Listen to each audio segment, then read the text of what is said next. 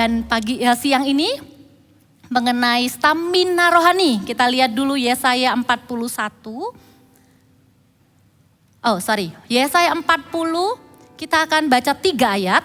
Dari ayat 29 sampai 31. Dia memberi kekuatan kepada yang lelah dan menambah semangat kepada yang tiada berdaya. Orang-orang muda menjadi lelah dan lesu dan teruna-teruna jatuh tersandung. Tetapi orang-orang yang menanti-nantikan Tuhan mendapat kekuatan baru. Mereka seumpama Raja Wali yang naik terbang dengan kekuatan sayapnya. Mereka berlari dan tidak menjadi lesu, mereka berjalan dan tidak menjadi lelah. Ayat 29 dan 30 ini adalah sesuatu keadaan yang tidak biasa. Di mana ada orang yang didapati lelah dan tidak ada semangat. Bahkan orang muda yang biasanya secara fisik itu adalah orang yang paling energik.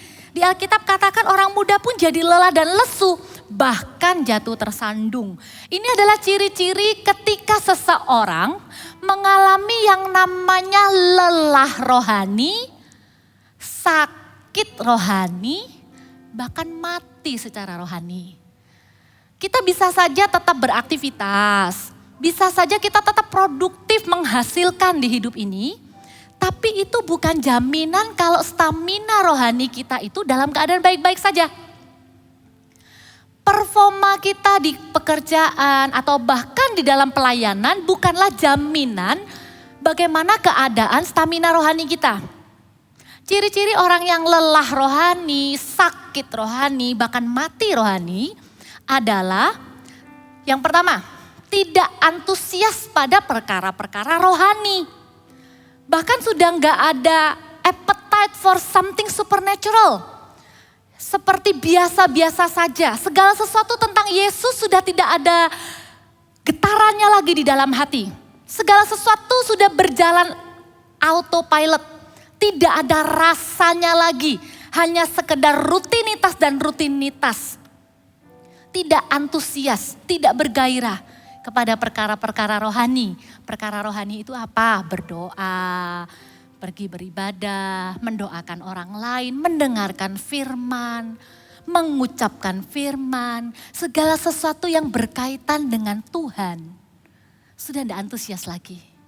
Sudah biasa, tidak ada rasanya lagi. Hati-hati. Ya, itu merupakan salah satu ciri dari orang-orang yang sudah mulai stamina rohaninya pelan-pelan turun tidak sehat. Bahkan bisa mati ya. Dan yang kedua, orang yang mengalami stamina rohani yang lagi nggak fit ini, mereka akan mudah kalah dalam kehidupan. Kalau ada tantangan, masalah yang terjadi tidak sesuai seperti yang diharapkan, langsung gampang sekali imannya itu down. Imannya itu langsung goyah, langsung bertanya-tanya, Tuhan tuh sayang aku tidak ya? Kenapa kok Tuhan tidak peduli ya? Gampang sekali langsung kalah dengan kehidupan. Seperti tidak punya kekuatan untuk beriman. Seperti tidak ada daya untuk percaya kepada Tuhan. Dan yang ketiga ciri-cirinya adalah tidak punya otoritas atau lemah terhadap kuasa kegelapan dan godaan dosa. Rasanya jadi orang itu kok menyerah dan kalah. Menganggap ikatan dosa itu lebih besar daripada kuasa Tuhan. Menganggap aku sudah puluhan tahun terikat di hati nuraniku yang paling dalam. Aku tahu ini salah tapi aku tidak berdaya. Itu juga adalah salah satu ciri. Berarti ada sesuatu di dalam manusia roh kita, stamina rohani kita yang perlu kita bereskan. Yang perlu kita jaga stamina itu supaya kita nggak didapati sebagai orang yang tidak antusias, orang yang kalah, orang yang lemah. Amin.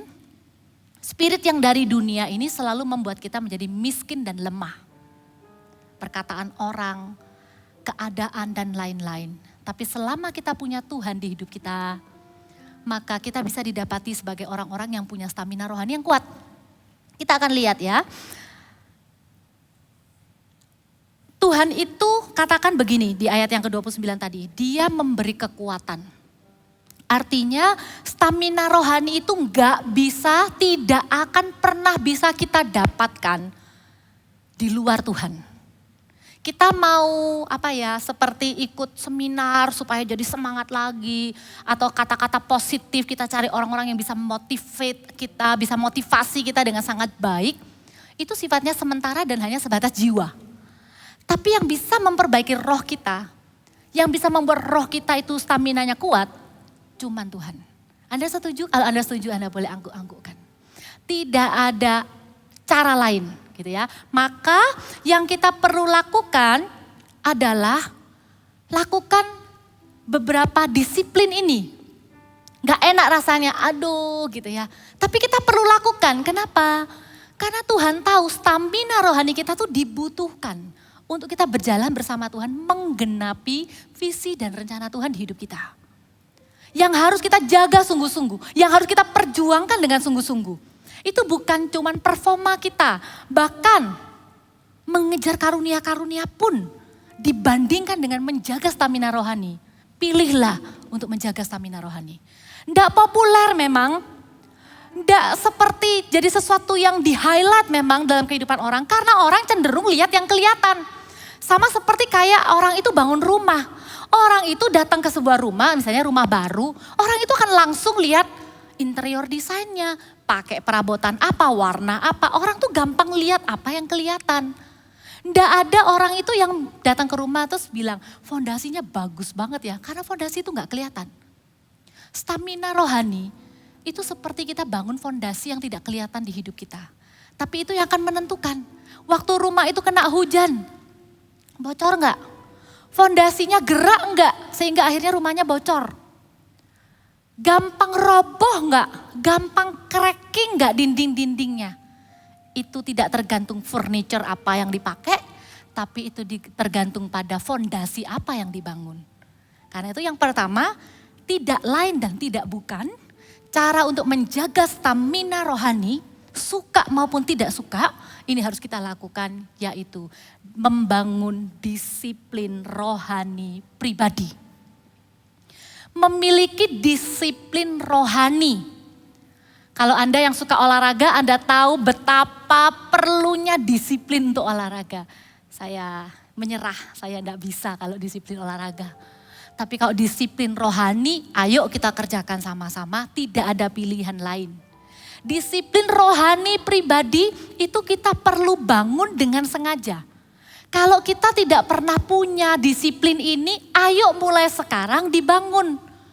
Karena apa? Karena kita juga mau nanti anak-anak kita juga punya disiplin itu.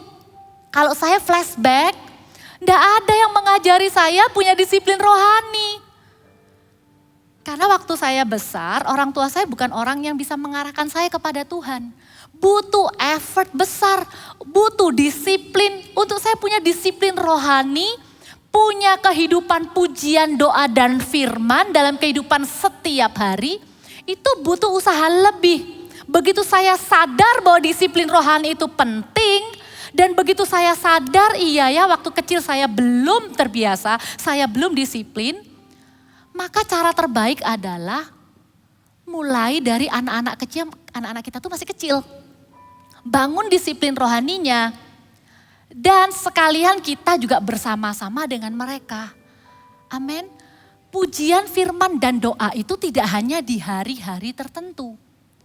Pujian, firman, dan doa itu ada di dalam sebuah momen yang namanya saat teduh atau quiet time. Bapak, Ibu, Saudara, saat teduh itu perlu untuk kehidupan kita.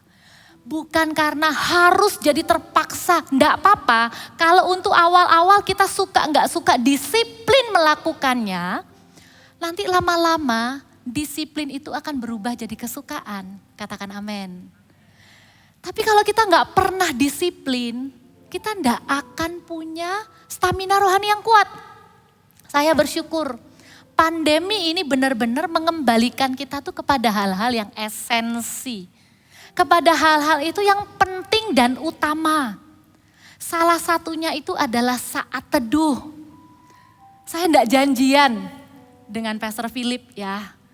Kita sejak awal pandemi kita tuh langsung bikin materi saat teduh untuk anak-anak. Bikin saat teduh juga untuk anak-anak. Ngajari setiap anak-anak untuk saat teduh. Ternyata gereja kita juga melakukan yang sama kepada jemaat usia dewasa, anak-anak muda juga. Bahkan tidak jarang anak-anak kecil juga ikut. Namanya saat teduh bersama. Benar ya? Boleh gak saya lihat siapa yang ikut saat teduh bersama? Lumayan loh, dibantu kita. Paling enggak 2 kali dalam seminggu, bener gak? Hari Rabu dan hari Sabtu kita ingat, oh iya harus saat teduh bersama. Tapi jangan lupa, saat teduh itu bukan program, saat teduh itu bukan event, saat teduh itu lifestyle. Artinya harapannya apa? Harapannya adalah kita yang sudah saat teduh hari Rabu, ya hari Rabu bener ya, ngalami Tuhan, senang di jamaah Tuhan.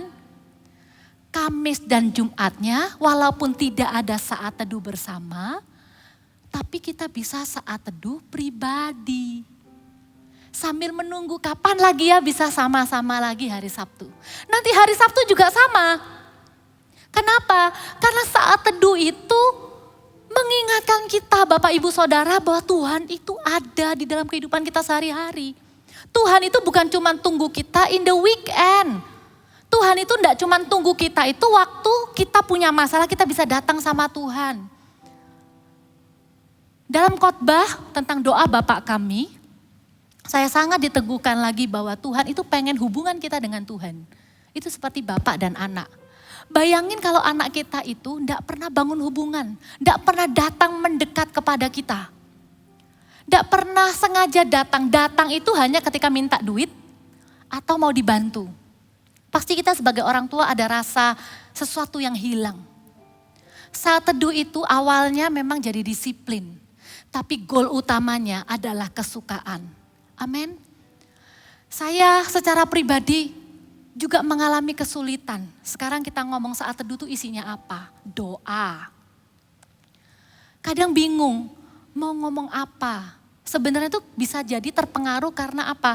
Saya bukan tipe yang bisa datang ke papa saya dan cerita ngobrol apa adanya. Tentang saya lagi ngalamin apa. Tapi satu ketika ada satu hikmat Tuhan yang Tuhan berikan begini. When you pray, you talk to someone who love you the most. Ketika Anda berdoa, Anda sedang berbicara kepada seorang pribadi yang paling mencintai Anda. Akhirnya doa itu bukan jadi sebuah kewajiban. Doa itu menjadi sesuatu yang natural. Datang kepada Tuhan. Bilang Tuhan hari ini aku ada rencana ini. Tuhan aku takut, Tuhan aku khawatir. Tuhan aku happy. Kita datang ke Tuhan. Update tentang kehidupan kita. Walaupun dia Allah yang maha tahu. Tetap. Ingat di zaman perjanjian lama. Di masa-masa penciptaan. Tuhan berjalan-jalan. Dan bertanya, di mana Adam? Cuman pengen ngobrol, berbagi. Kadang, saya ingat, kadang tuh enggak harus banyak bicara Bapak Ibu Saudara. Waktu saya punya hubungan yang kaku gitu ya dengan ayah saya masih ingat kadang enggak harus ngomong. Cuman duduk aja di sebelahnya. Itu rasanya sudah enak, tenang dan damai. Mendekat kepada Tuhan lewat saat teduh. Tinggalkan aktivitas, tinggalkan kesibukan. Datang mendekat kepada Tuhan. Masuk hadirat Tuhan. Walaupun kita enggak ada yang diomongkan. Cuman ada di situ aja bilang begini. Yesus. Waktu itu juga Tuhan akan datang. Dan bersama-sama dengan kita di dalam saat teduh kita. Amin. Ada pujian. Kita naikkan pujian penyembahan. Ada firman. Ada firman. Gereja kita itu sangat rindu. Setiap jemaatnya itu punya kehidupan saat teduh bertumbuh di dalam firman. Mendapatkan sendiri makanan rohani dari firman yang dibaca setiap hari. Makanya ada yang namanya I love my Bible. Kalau misalnya aduh kemarin ya biasanya cuma awal tahun aja rutin. Tapi sekarang sudah lupa. Gak apa-apa balik lagi. Masih bisa kok diikutin urutan. Bukan berarti kita miss 1-2 kali karena waktu itu kesibukan. Terus kita bilang gak usah sama sekali. Ayo sama-sama bangun lagi kehidupan kerohanian kita. Gak ada yang lihat, gak ada yang pantau. Tapi itu penting. penting untuk setiap kita. Karena itu di mimbar ini diserukan kembali, ayo kembalilah kepada hal-hal yang dasar, yaitu hubungan pribadimu dengan Tuhan melalui pujian, doa dan firman. Tuhan pengen pulihkan hubungan itu. Pengen, Tuhan rindu. Tuhan itu bukan cuma menghitung berapa yang selamat, berapa yang nanti di reserve untuk masuk surga terus sudah, bukan. Kalau kita bagikan link, misalnya kemarin ya momen saat teduh bersama apa kata Tuhan tentang neraka. Waktu kita itu bagikan link itu pada seseorang, kita pengen dia selamat, ya itu satu. Itu kan nanti setelah dia mati masuk surga. Tapi dalam kehidupannya yang kita inginkan adalah orang itu berjalan bersama Tuhan setiap hari. Hidupnya tuh gak ngawur lagi, hidupnya tuh gak dipimpin sama keinginan daging lagi. Hidupnya itu gak tanpa arah, lelah, lesu, tersandung, tidak punya kuasa. Jatuh bangun dalam dosa, bukan itu yang Tuhan inginkan. Kita pengen orang itu juga terus bangun persekutuan dengan Tuhan. Amin. Kita yang sudah lebih dulu percaya, ayo jangan kalah. Biasanya orang tuh baru pertama kali terima Tuhan Yesus ya, baru ngalami indahnya diampuni Tuhan, rasanya langit jadi lebih biru. Maka orang ini akan haus dan lapar akan perkara rohani. Doa ngomong sama Tuhan itu begitu indah. Mendengarkan lagu pujian tuh hati ini melompat. Setiap firman tuh seperti berbicara. Kapan terakhir kali perasaan itu ada? Kapan terakhir kali antusiasme untuk perkara-perkara rohani itu ada dalam kehidupan kita? Jangan kala kita udah Kristen lama, kita sudah tahu banyak hal. Kita jadi mati rasa. Kita kehilangan di authenticity, keaslian hubungan kita dengan Tuhan. Amin. Saat teduh, tidak ada lain. Saat teduh, saat ku berdiam diri, ku nanti kehendak-Mu di dalam hidupku. Saat teduh, saat Engkau menyatakan kehendak dan rencana-Mu Tuhan. Amin. Ayo kita sama-sama bangun lagi disiplin rohani lewat saat teduh. Tuhan Yesus kasih kita contoh di dalam Alkitab. Tuhan Yesus itu pelayanannya tuh sangat dicari-cari orang. Super sibuk ribuan, selalu dicari-cari orang sampai ribu-ribuan. Kuasa tinggal mengalir aja. Tapi Tuhan Yesus didapati di dalam Alkitab itu beberapa kali menyendiri. Meninggalkan kerumunan. Didapati untuk berdoa. Paling enggak saya temukan ada 3. Nanti Anda bisa baca di rumah. Di Lukas ada momen di mana Yesus itu mau memilih 12 muridnya. Sebelumnya dikatakan Yesus itu berdoa, bahkan berdoanya tuh semalam-malaman. Ya. Kemudian yang kedua, setelah Yesus memberi makan 5.000 orang. Wah, sukacita besar, mujizat besar gitu ya. Tapi setelah itu Yesus menyendiri untuk berdoa lagi. Terus ada satu lagi momen ketika Yesus tuh berdoa di satu tempat. Percayalah Bapak Ibu Saudara, Yesus berdoa bukan karena butuh. Yesus berdoa karena dia tahu hubungannya dengan Bapa itu tidak bisa digantikan dengan apapun juga. Dengan mujizat bahkan, dengan keberhasilan bahkan. Tuhan Yesus mengajarkan kita untuk punya waktu pribadi bersama dengan Bapa. Amin. Ayo miliki waktu pribadi dengan Allah yang begitu personal, yang begitu mencintai kita. Ya. Dan yang kedua, disiplin itu yang pertama saat teduh, yang kedua itu disiplin rohani itu dalam hal beribadah. Ibadah itu bagian dari disiplin rohani. Kita lihat ayatnya di Ibrani 10 ayat 25.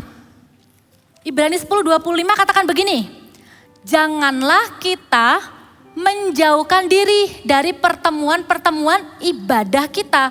Seperti dibiasakan oleh beberapa orang. Tetapi marilah kita saling menasehati dan semakin giat melakukannya menjelang hari Tuhan yang mendekat. Katakan sama-sama ibadah. Ibadah ya. Ibadah itu apa? Ibadah itu perayaan orang percaya. Di dalamnya itu ada hadirat Tuhan yang korporat. Hadirat Tuhan yang dinyatakan. Ada iman yang bersatu di ruangan ini. Anda dan saya berkumpul di tempat ini karena Yesus. Kesamaan Anda dan saya cuma satu. Kita mau cari Yesus, kita mau tinggikan Yesus, kita mau cari isi hati Yesus di hidup ini. Karena itu ibadah itu bukan rutinitas juga. Ibadah itu bagian dari disiplin kita. Baik tidak baik, ayo usahakan ibadah. Kalau terpaksa karena fisik lemah, tidak bisa ibadah. Ibadah lewat online pun jangan kehilangan esensinya. Ibadah itu bukan cuma duduk, menyaksikan ibadah. Beda loh ya, ikut ibadah sama nonton ibadah. Kalau nonton itu biar PAW-nya nyanyi-nyanyi, lompat-lompat, nyembah-nyembah, angkat tangan. Kita cuma nonton. Kita cuma tunggu firman-Nya apa ya. Siapa pembicaranya ya. Saya bersyukur di gereja kita tuh gak seperti itu. Walaupun sudah dikasih tahu, siapa pendetanya. Temanya kok juga gak enak ini. Anda tetap beribadah karena Anda tahu. Ibadah, church is not about us. Church is about Him. Gereja, ibadah bukan tentang kita. Ibadah itu tentang Tuhan. Kasih tepuk tangan buat Tuhan Yesus. Amin. Dan Anda, waktu Anda datang ke rumah Tuhan, Anda siap memuji Tuhan. Menyembah Tuhan bersama-sama. Saya ini, maafkan saya kalau saya membandingkan sedikit. Tapi ini baik. Saya ini seorang pelayan anak. Saya melihat bedanya. Kenapa ya? Kalau anak-anak kecil itu spontan. Mereka itu begitu ada puji-pujian kepada Tuhan, mereka itu akan langsung lompat-lompat. Nggak peduli lompatnya tuh fales. Tahu ya, lompatnya tuh nggak sama dengan beatnya. Seperti lucu gitu. Lompat gayanya tuh juga ini. Tapi di situ ada sukacita yang otentik. Saya ini bersyukur karena saya ada di gereja anak. Saya sebagai orang dewasa ini diingatkan terus. Walaupun tubuh saya ini sudah menjadi lebih dewasa, saya tidak mau kehilangan roh sukacita dalam memuji menyembah Tuhan. Tidak ada halangan untuk kita tuh menari di rumah Tuhan. Untung, puji Tuhan, kita ada di gereja yang mempercayai bahwa Roh Kudus ada di tengah-tengah kita. Kita boleh berekspresi. Saya tidak bayangkan, ya tidak apa-apa sih, tidak harus. Maksud saya, setiap gereja itu punya caranya. Mereka juga benar, bukan benar atau salah. Tapi saya pribadi, saya tidak bisa. Kalau dibatasi. Harus diem saja misalnya. Saya bersuka cita karena kita ini diperbolehkan untuk menari bagi Tuhan. Mengangkat tangan bagi Tuhan. Bertepuk tangan. Menyembah Tuhan, mengangkat tangan kita. Amin. Setiap kali ibadah, hadirat Tuhan itu nyata. Saya dilawat Tuhan tadi waktu menyembah. Saya udah gak peduli nanti khotbahnya gimana gitu ya. Itu bukan saya tapi Tuhan. Tapi waktu saya mau enjoy waktu pujian penyembahan, saya tidak mau lewatkan itu. Bagaimana dengan Anda? Menanti-nantikan, walaupun nanti ibadah berikutnya lagunya sama. Hati ini rindu, hati ini sukacita. Pujian penyembahan itu menghidupkan lagi roh kita. Percaya deh, keluar dari tempat ini. Anda kembali ke kehidupan, Anda kembali ke pekerjaan. Yang akan terjadi adalah Anda itu ditarik dari sukacita. Anda itu distract, dialihkan dari sesuatu yang original, sukacita yang dari Tuhan menjadi kekuatan, tiba-tiba kayak Anda sulit menemukan alasan untuk bersukacita di luar. Tapi saya lagi di rumah Tuhan, Anda punya alasan untuk bersukacita. Apa itu? Yesus. Yesus itu alasan kita bersukacita. Dan dengarkan firman. Dengarkan firman, apapun firmannya. Aduh, temanya kok gak sesuai sama apa yang saya butuhkan. Anda salah. Waktu firman Tuhan diberitakan, Roh Kudus bisa bicara secara pribadi kepada setiap Anda sesuai dengan kebutuhan Anda. Nantikan Tuhan berbicara. Doakan supaya orang yang menyampaikan firman Tuhan di tempat ini, itu benar-benar bisa menyampaikan isi hati Tuhan. Karena itulah yang Anda butuhkan, bukan apa yang Anda ingin dengar. Setiap kali Anda ibadah, Anda tidak seperti datang ke restoran pilih-pilih menu kan. Saya lagi pengen ini, bukan.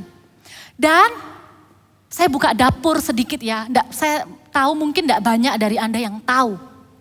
Tahukah Anda bahwa ibadah kita di Gereja Mawar Sharon itu ada kurikulum rohaninya. Dipersiapkan, didoakan, dipikirkan sampai akhir tahun.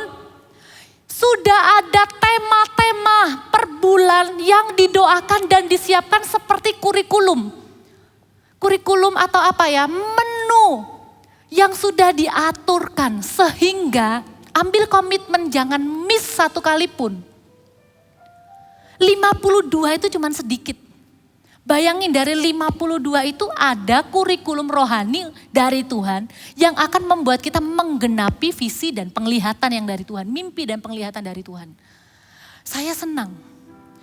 Saya ada di sebuah tempat yang memberi saya makanan rohani dengan planning yang jelas. Tentu saja kita terus berdoa minta Roh Kudus interupsi, Tuhan Yesus, Roh Kudus mengurapi. Tapi kita tidak pernah ngawur, kita tidak pernah sembarangan dalam hal memberi makanan rohani kepada jemaat Tuhan. Amin. Karena itu Anda bisa datang dengan damai sejahtera di ibadah. Ibadah ini akan menguatkan kerohanian Anda juga. Ya, dan yang kedua, kalau yang tadi yang pertama adalah disiplin rohani, kita harus bangun sendirian, komitmen pribadi. Yang kedua itu adalah bertumbuh dalam komunitas. Artinya Tuhan itu tidak mau Anda sendiri. Stamina rohani itu tidak bisa dibangun dengan Anda bertapa. Kalau gitu mending Anda cari Tuhan aja di gunung, di goa. Menjauhkan diri dari hal-hal duniawi. Enggak, bukan begitu kan. Tapi Tuhan itu juga memakai kasih persaudaraan antara saudara seiman. Itu untuk menjaga stamina rohani kita. Saya sangat percaya ini. Komunitas itu juga adalah cara Tuhan untuk menjaga kerohanian setiap anak-anak Tuhan. Kita buka sama-sama satu ayat. Kisah Rasul 20 ayat 28. Dikatakan begini, saya akan teruskan sampai ayat 32 ya. Dari Kisah Rasul 20 ayat 28. Karena itu jagalah dirimu dan jagalah seluruh kawanan. Karena kamu yang ditetapkan oleh Roh Kudus menjadi penili untuk menggembalakan jemaat Allah yang diperolehnya dengan darah anaknya sendiri. Ini adalah pesan Paulus kepada penatua di Efesus. Artinya kepada pemimpin-pemimpin kelompok-kelompok. Dibilang begini, jaga dirimu ya. Pemimpin juga harus jaga stamina rohaninya. Karena dia bukan cuma jaga diri, tapi dia diberi mandat untuk menjaga seluruh kawanan. Yaitu Anda dan saya.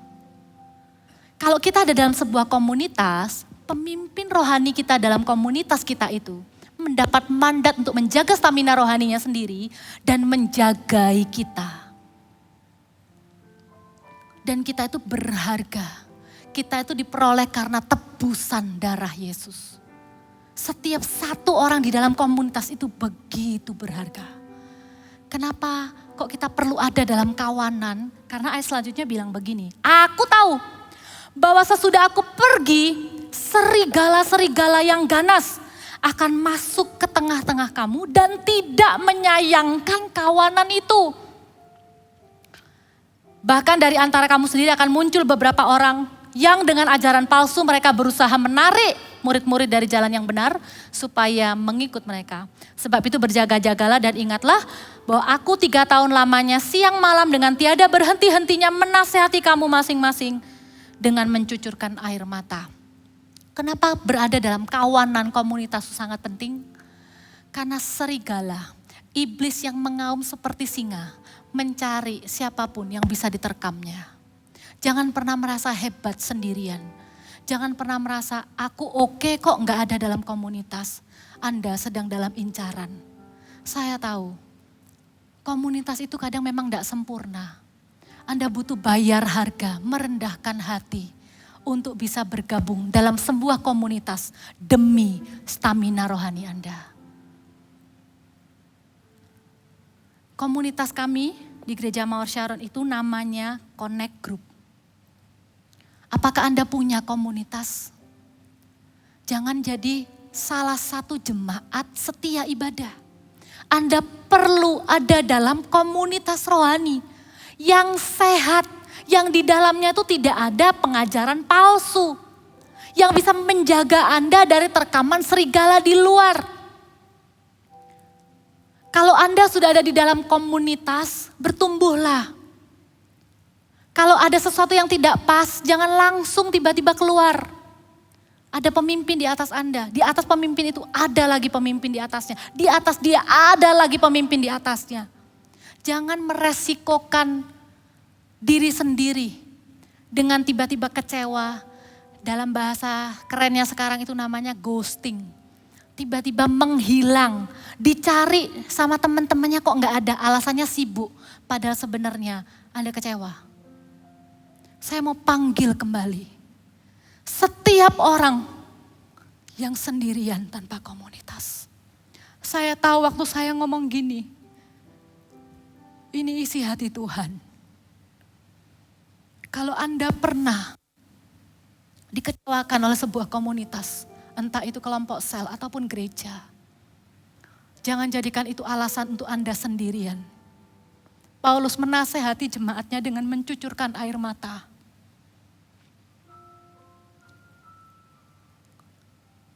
Biarkan saya siang ini mewakili setiap kelompok sel. Mewakili setiap pemimpin CG yang mungkin pernah membuat kesalahan. Mewakili gereja yang mungkin pernah menyalahi Anda. Minta maaf kepada Anda.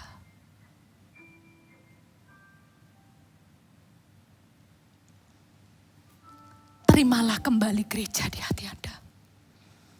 Terimalah kembali kelompok sel di hati Anda. Karena sekalipun kita nggak sempurna, kita itu saling menjaga. Karena sekalipun nggak enak, nggak sesuai dengan keinginan hati Anda, kita dipercaya untuk menjaga kawanan itu bersama-sama. Kita tidak happy cuman karena seseorang itu percaya Tuhan Yesus kemudian kita biarkan. Hati inilah juga yang mendasari alasan kenapa Gereja Mawar Sharon itu begitu giat membangun gereja di mana-mana. Karena di mana setiap ada bayi rohani yang baru terima Tuhan Yesus, baru percaya kepada Tuhan Yesus. Yang selama ini kenal Tuhan Yesus mungkin secara agamawi, yang pahit, yang kecewa. Tahukah Anda bahwa membawa pulang anak yang dulunya pernah ada di rumah Tuhan kemudian kecewa dan hilang. Membawa mereka kembali pulang kepada rumah Tuhan menjadi keluarga lagi sama pentingnya dengan mengabarkan Injil kepada orang yang belum pernah mendengar Injil sama sekali. Amin. Komunitas itu dipakai Tuhan. Lihat aja. Selama pemimpinnya terus menjaga stamina rohaninya, pertumbuhan pasti terjadi. Kembalilah dalam komunitas. Jangan sendirian. Kasih tepuk tangan buat Tuhan Yesus. Anda yang di sini hadir secara onsite, cari tahu CG itu apa. Ngobrol. Tanya sama orang yang pernah ikut CG. Caranya gimana? Kalau perlu ikut CG yang teman kita ikut, mungkin lebih enak ya. Supaya ada teman. Saya tahu jemaat kita itu kalau follow up orang ikut CG ya. Itu kayak orang kejar-kejar pacar. Gak menyerah. Kalau Anda adalah orang yang digituin. Ini sudah waktunya Anda berkata, oke, aku mau. Karena Anda tahu,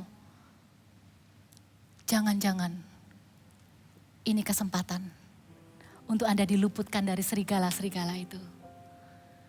Amin. ada dalam komunitas. Sudah ikut CG, Anda punya potensi, Anda ingin memuliakan Tuhan.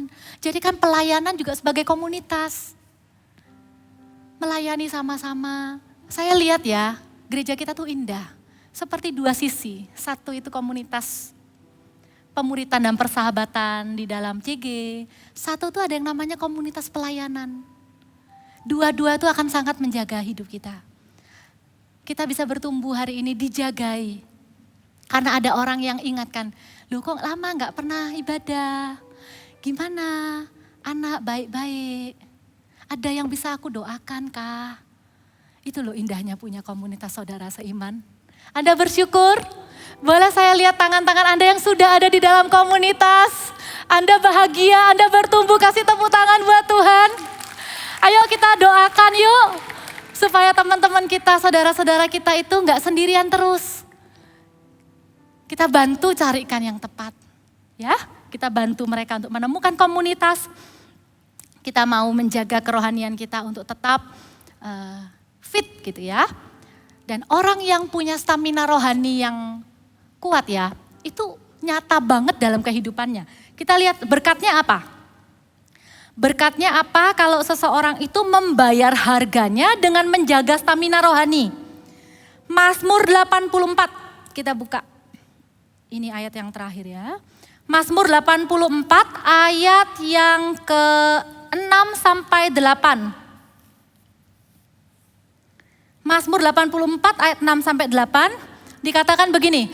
Berbahagialah manusia yang kekuatannya di dalam Engkau, yang berhasrat mengadakan ziarah. Apabila melintasi lembah Baka, mereka membuatnya menjadi tempat yang bermata air. Bahkan hujan pada awal musim menyelubunginya dengan berkat. Mereka berjalan makin lama makin kuat hendak menghadap Allah di Sion. Kalau Anda mau catat poin-poinnya, berkat apa yang kita terima kalau kita bayar harga untuk menjaga stamina rohani kita dengan cara tadi disiplin rohani pribadi, saat teduh dan ibadah, atau juga kita bertumbuh di dalam komunitas lewat CG dan juga pelayanan. Berkat apa yang kita terima? Yang pertama, kita akan menjadi kuat di dalam Tuhan. Buat apa kita kuat kalau di luar Tuhan?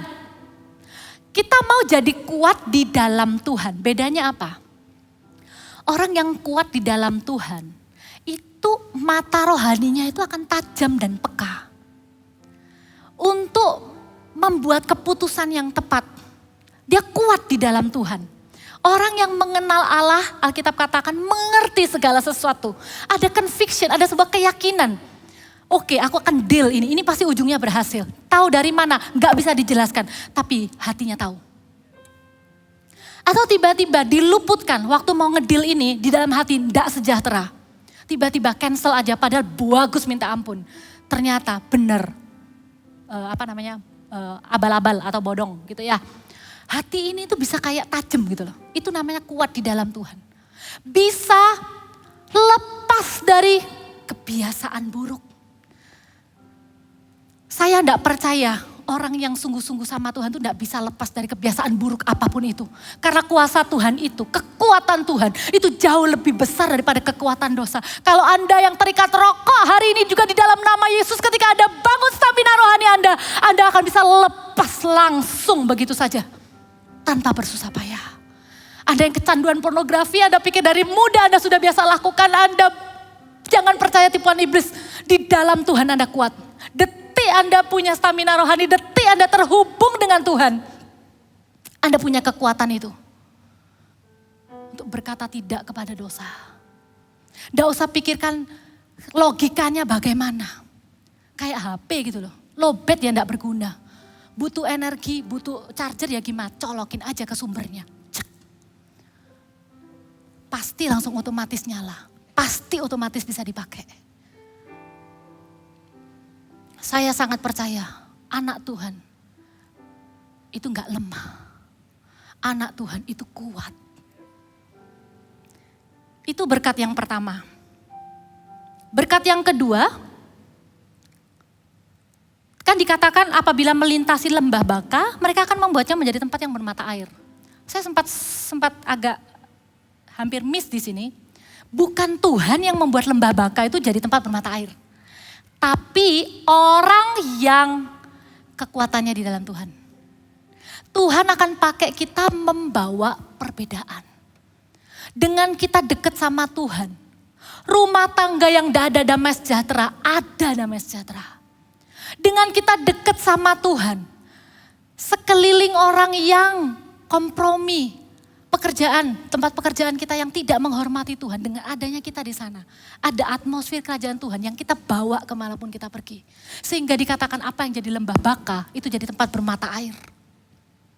Di mana ada kematian. Ketika ada orang yang sungguh-sungguh cari Tuhan dengan segenap hati. Di situ ada perbedaannya. Tahukah Anda, itulah sebenarnya Tuhan itu memanggil Anda ke gereja. Anda dilengkapi, Anda diurapi. Supaya ketika Anda balik ke tempat Anda, ke keluarga Anda, kepada kehidupan Anda membuat perbedaan. Anda bawa hadirat Allah, Anda bawa sukacita Tuhan, Anda bawa kuasa Tuhan. Dan yang ketiga,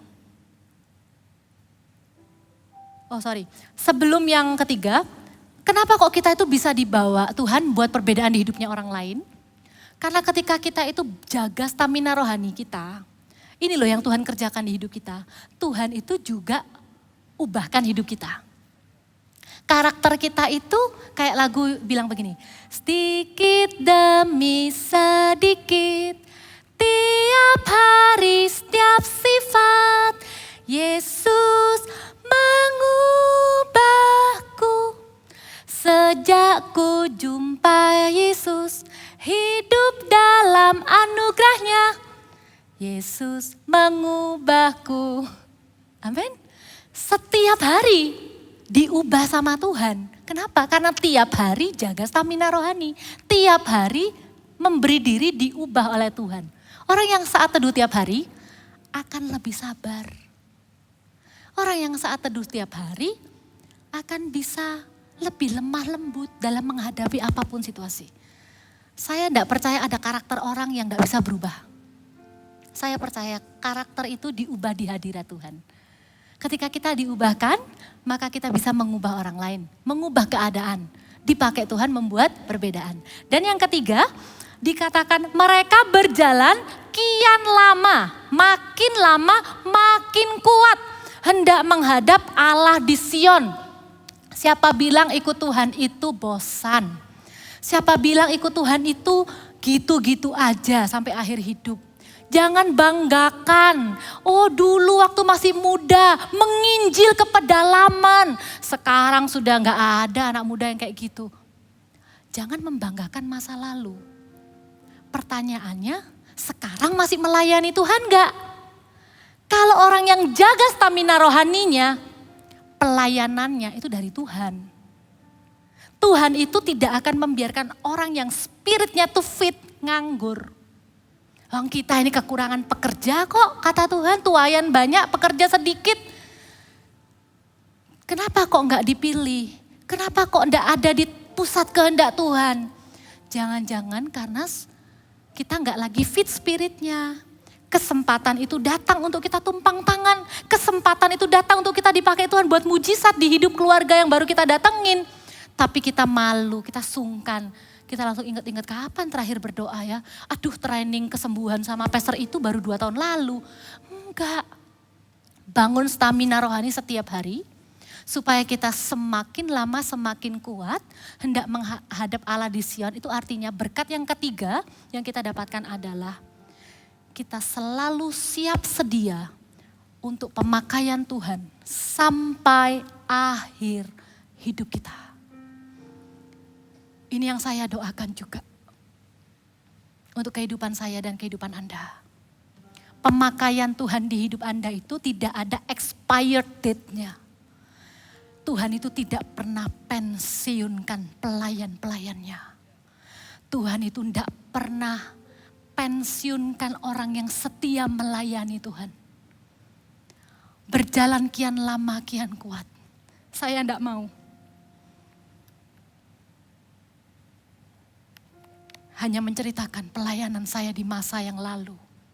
Saya punya mimpi dan penglihatan. Waktu saya jadi oma-oma, saya akan tetap kabarkan Injil kepada segala usia, anak-anak kecil.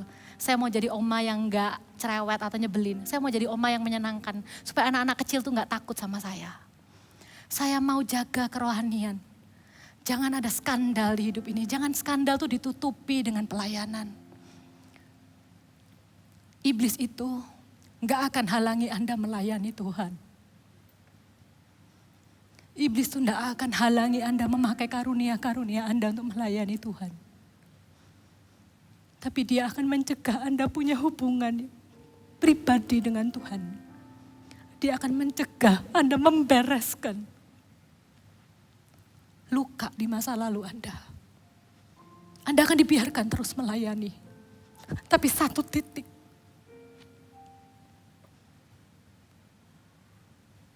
orang itu akan jatuh. Mari kita saling menguatkan, mari kita saling mengingatkan, mari kita saling mendoakan, mari kita saling menjaga sebagai sesama orang percaya. Agar setiap kita punya stamina rohani yang dijaga, bayar harganya walaupun itu gak populer, gak dilihat orang. Kita mau kian lama kian kuat menghadap Allah di Sion. Tuhan, saya mau didapati siap sedia melayani Tuhan sampai akhir hidup. Dan saya juga berdoa untuk setiap jemaat Tuhan. Amin.